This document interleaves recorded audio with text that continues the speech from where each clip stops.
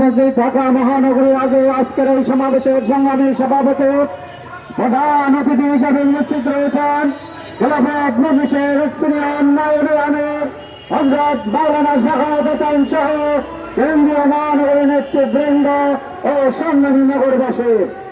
আমাদের দাবি স্পষ্ট, জুলাই জাতীয় সনদ স্বাক্ষরিত হয়েছে।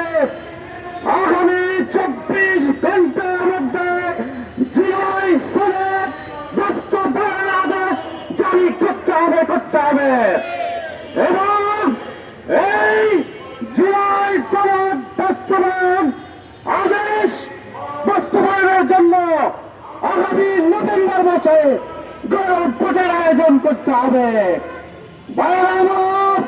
আমরা চাই আগামী ফেব্রুয়ারিতে জাতীয় নির্বাচন হোক, কিন্তু তার পূর্বে লেভেল প্লেইং ফিল্ড নিশ্চিত করতে হবে, প্রশাসনকে দেশ সাজাতে হবে, একই সাথে প্রতিটা স্বৈরাচার এবং তাদের দোষরকে নির্বাচন তথা রাজনৈতিক কর্মকাণ্ডে অযোগ্য ঘোষণা করতে হবে।